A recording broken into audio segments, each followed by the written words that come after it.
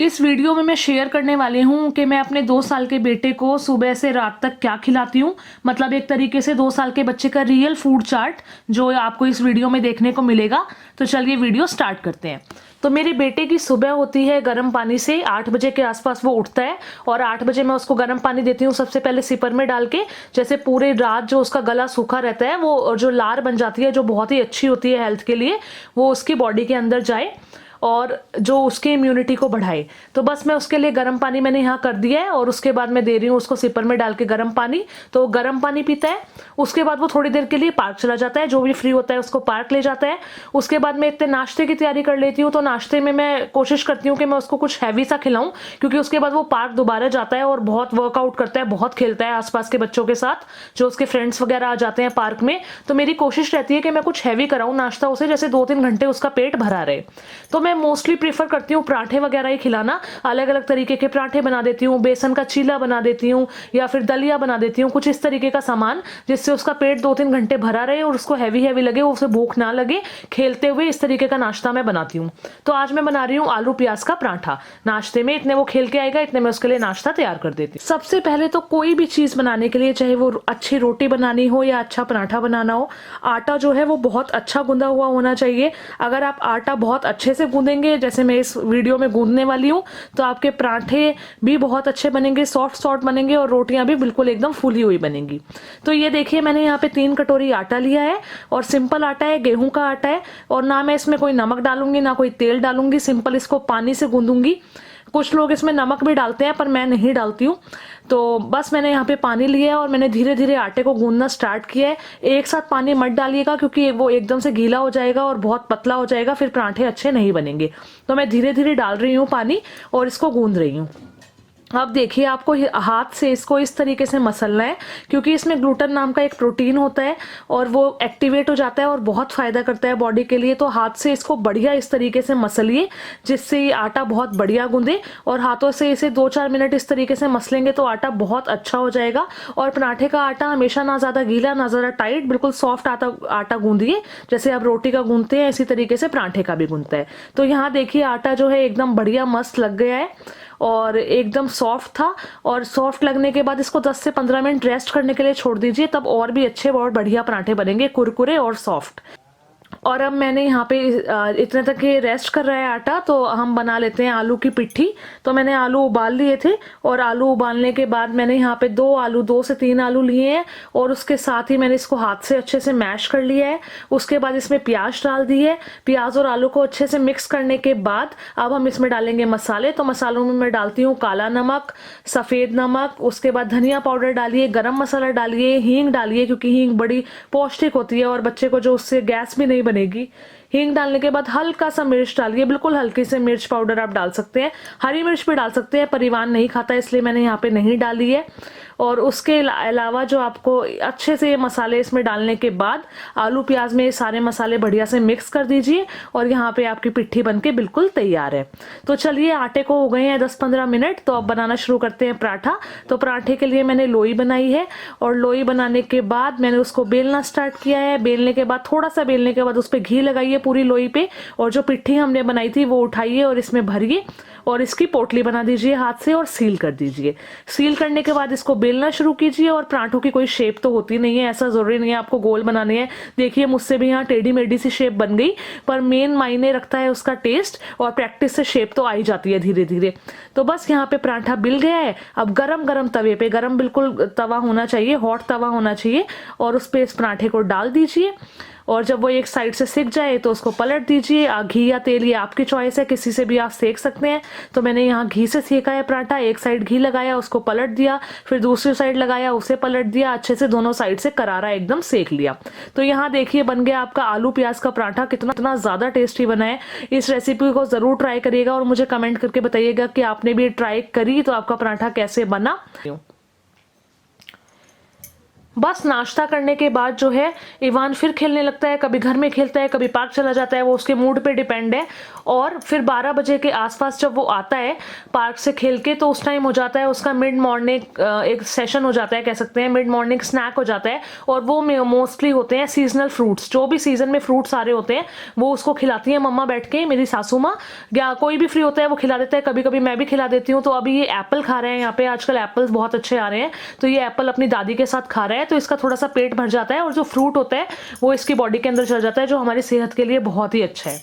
बस फिर mid morning snack के बाद ये अपना नहाना धोना होता है इसका, सब कुछ कर कुर के, और उसके बाद मैं लंच की तैयारी करती हूँ। तो लंच में मैं कुछ भी अच्छा सा बना देती हूँ, मतलब जो सब खाते हैं घर में वही, ये पूरी एडल्ट डाइट लेता है 2 साल का बच्चा।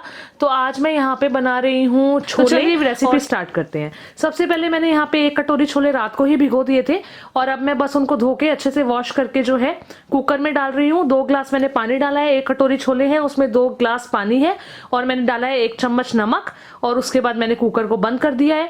यहाँ पे आपको देनी है फर्स्ट सीटी जो है वो तेज गैस पे देनी है, उसके बाद 6-7 सीटी देनी है मीडियम गैस पे। उससे छोले बहुत अच्छे बनेंगे और एकदम अच्छे से गल जाएंगे, खड़े खड़े नहीं रहेंगे, गले हुए छोले ज्यादा अच्छे लगते हैं। तो यहाँ पे आ गई है देखिए सीटी, तो कुकर को एक साइड रख लेते हैं, छोले अभी निकाल लेंगे, इतने तक उसकी सीटी निकलती है, और यहाँ हम छोंक की तैयारी कर लेते हैं। तो छोंक के लिए मैंने डाला है यहाँ पे तेल आप कोई भी यूज कर सकते हैं, मैंने तो राइस ब्रान ऑयल यूज किया है यहाँ पे। उसके बाद डाला है जीरा, जब जीरा अच्छे से ब्राउन हो जाए, चटक जाए, तो उसके बाद मैंने प्याज डाली है यहाँ पे, और प्याज को अच्छे से मैंने चॉप कर लिया था, क्योंकि प्याज अगर मुंह में आएगी तो बच्चों के गले में अटक सकती है या वो उन्हें अच्छा नहीं लगे, क्या पता। तो प्याज को अच्छे से चॉप कर लीजिए, और यहाँ देखिए अच्छे से प्याज जो है उसको भूनना है आपको। यहाँ भुन गई है प्याज, तो उसके बाद मैंने डाल दिए हैं टमाटर। उसके बाद आपको टमाटर अच्छे से भूनने हैं, और जैसे ही टमाटर थोड़े से गल जाएं उसके साथ मसाले डालिए। तो उसके साथ मसाले में मैंने सिंपल ही डाल दिए हैं, नमक तो मैंने पहले ही छोलों में डाल दिया था तो नमक नहीं डालूंगी। उसके अलावा मैंने हल्दी, बिल्कुल हल्की सी मिर्च, जैसे ज़्यादा चरचरा ना हो जाए, ज़्यादा तीखा ना हो जाए, और साथ में गरम मसाला डाला है, धनिया पाउडर डाला है, और थोड़ा सा आमचूर पाउडर डाला है। आमचूर पाउडर से अच्छी सी खटास आ जाएगी जो बच्चों को बहुत अच्छी लगती है। और अच्छे से मसालों को मिक्स कर दिया है। मसालों को हम तब तक पकाएंगे जब तक ये टमाटर जो है वो तेल ना छोड़ दे। तो देखिए यहाँ पे टमाटर अच्छे से गल गए हैं, बढ़िया हो गए हैं। तो अब जो छोले हमने बनाए थे उसकी सीटी भी निकल चुकी है, तो मैं यहाँ कुकर खोल के और उसके बाद ये छोले इसमें डाल दूंगी। और छोले में पानी आप अपने हिसाब से डाल सकते हैं, हमारे यहाँ थोड़ा ग्रेवी वाला ही पसंद करते हैं, कहीं जगह जो है कम ग्रेवी का पसंद करते हैं, पानी अपने हिसाब से एडजस्ट कर सकते हैं। तो बस मैंने यहाँ छोले डाल दिए हैं, थोड़ा मुझे पानी कम लग रहा था, मैंने थोड़ा सा पानी भी डाला है। और उसके बाद छोलों को अच्छे से उबलने दीजिए, ऐसा ना हो कि छोले और पानी अलग अलग लगे, फिर गंदा टेस्ट आएगा। तो कम से कम 5 मिनट छोलों को बढ़िया से उबलने दीजिए, उसके बाद वो अच्छे से मिक्स हो जाएंगे और बहुत ही उसका टेस्टी जो है वो टेस्ट आएगा, और बच्चों को भी बहुत अच्छा लगेगा, और उनके पेट में दर्द की समस्या भी कभी नहीं होगी। तो बस यहाँ पे जो है छोले अच्छे से उबल गए हैं, तो मैंने यहाँ पे गैस बंद कर दी और कढ़ाई जो है वो ढक दी। छोले बहुत टेस्टी बने थे, बहुत ही अच्छे बने थे। तो चलिए ईवान को खिलाते हैं और देखते हैं उसे कैसे लग रहे हैं छोले।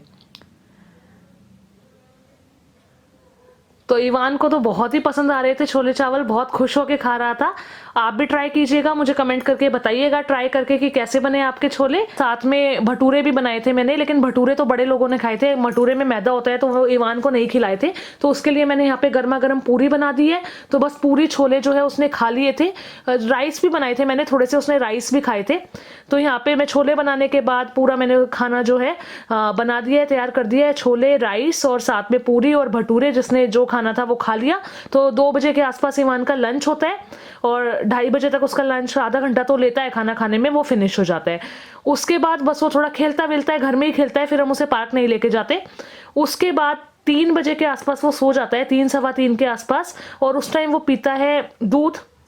तो मैं यहाँ पे उसका दूध प्रिपेयर कर रही हूँ, तो बस उसकी बॉटल में डाल रही हूँ, और एक फीड लेके वो दूध की सो जाता है। बच्चे का पेट दूध के बिना नहीं भरता, चाहे वो कितना भी खाना खा ले, तो दूध की उसमें रहती है कि मुझे दूध पीना है। तो बस ईवान भी जो है यहाँ पे दूध पिएगा और उसके बाद सो जाएगा। 3 बजे के आसपास मैं उसे पहली फीड देती हूँ, और जब 2 घंटे हो जाते हैं 5 बजे के आसपास मैं फिर से दूध देती हूँ उसे बना के, दूसरी फीड सोते सोते पिला देती हूँ, जैसे उसका पेट भरा रहे और वो 3 घंटे की बहुत अच्छी नींद लेता है। फिर वो उठता है 6 सवा 6 के आसपास, और उस टाइम उसका दूध वगैरह हजम हो चुका होता है, तो मैं उसे थोड़ा बहुत कुछ खाने के लिए देती हूँ, जैसे मखाने दे देती हूँ, खजूर दे देती हूँ, ड्राई फ्रूट्स दे देती हूँ। यहाँ पे मैं दे रही हूँ उसको मखाने, और साथ में मैंने खजूर भी रख दी है, वो एक खा लेगा अपने आप, गुठली निकाल के, गुठली मैंने निकाल दी थी और उसको खिला दिया था।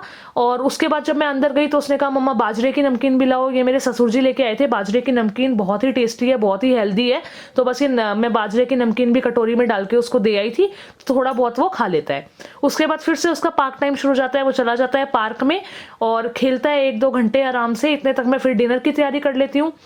इवान जो है 8:30 के आसपास डिनर करता है, तो मैं डिनर में उसे कुछ भी हल्की चीज़ बनती है हमारे घर में रात को, कुछ भी जो आसान हो पचाने में, जैसे दाल अलग अलग तरीके की, कोई भी, सबसे अच्छी तो मूंग धुली दाल होती है, बहुत हल्की होती है, या आलू टमाटर या पुलाव बन जाएंगे या खिचड़ी बन जाएगी, मतलब सारी हल्की चीज़ें जो हैं वो बनती हैं।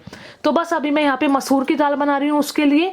तो मसूर की दाल की रेसिपी बहुत ही सिंपल है, घी में छोंकती हूँ मैं दाल, क्योंकि घी में अलग ही टेस्ट आता है दाल का। घी डाला, जीरा डाला, जीरा के बाद मैंने हींग डाली थोड़ी सी, जब जीरा वीरा अच्छे से चटक जाए तो आप इसमें जो भी मसाले डाल दीजिए। मसालों में मैं हल्दी और धनिया ही डालती हूँ, बस धनिया पाउडर, वो डाला, अच्छे से मिक्स किया, पानी डाल दिया, 2-3 ग्लास जितना भी आपके हिसाब से आपके घर में खाते हैं पानी की कंसिस्टेंसी। और उसके बाद मैंने यहाँ पे मसूर की दाल डाल दी। मसूर की दाल बहुत अच्छी होती है, बहुत पौष्टिक होती है, गर्म होती है, हमारे घर में सब खुश होकर खाते हैं, ईमान भी खा लेता है। दाल डाल के अच्छे से मिक्स करने के बाद यहाँ पे आधा चम्मच नमक डाल दिया है, और बस मिक्स करके कुकर को कर दिया है बंद। 3 से 4 सीटी दे दीजिए और दाल एकदम बढ़िया तैयार हो गई है। देखिए बन के यहाँ पे एकदम अच्छी, और गरम गरम रोटियां सेक दी थी, और ईमान को फिर मैंने 8:30 के आसपास लंच वो डिनर करा दिया था। और बस उसके बाद वो थोड़ा अपना घर में टॉयज वगैरह से खेलता है, फिर वो सोता है 11 साढ़े 11 के आसपास, और उस टाइम मैं उसे शक्कर वाला दूध बना के देती हूँ। तो बस मैंने यहाँ भिगोने में दूध डाला है, साथ में 1 गिलास दूध में मैं 2 से 3 चम्मच शक्कर डालती हूँ। शक्कर थोड़ी कम मीठी होती है तो थोड़ी ज़्यादा डालनी पड़ती है, और शक्कर में आयरन बहुत ज़्यादा होता है, तो कोई खतरे की बात नहीं है कि नुकसान करेगी। तो बस उसके बाद मैं डाल देती हूँ शक्कर यहाँ पे, और उसको मिक्स करके अच्छे से ग्लास में छान लूंगी और बॉटल में भर के ईमान को पिला देती हूँ। 11:30 बजे के आसपास तक वो सो जाता है, और बस फिर अगले दिन से उसका फिर यही रूटीन शुरू हो जाता है। तो ये था मेरे बेटे का 2 साल का रूटीन, कि मैं उसको क्या क्या चीज़ें खिलाती हूँ कि मैं उसे सुबह से रात तक क्या क्या चीज़ें खिलाती हूँ। आई होप आपको वीडियो पसंद आई होगी, थोड़ी हेल्पफुल रही होगी आप लोगों के लिए। अगर पसंद आई तो प्लीज़ चैनल को सब्सक्राइब करिएगा, वीडियो को लाइक करिएगा, और जितना हो सके शेयर करिएगा। और मुझे इंस्टाग्राम पे ज़रूर फॉलो करिएगा, मैं अपना इंस्टाग्राम हैंडल जो है डिस्क्रिप्शन बॉक्स में दे दूँगी। धन्यवाद बहुत ज़्यादा आपका, और हैप्पी बेबी हैप्पी मॉम देखने के लिए।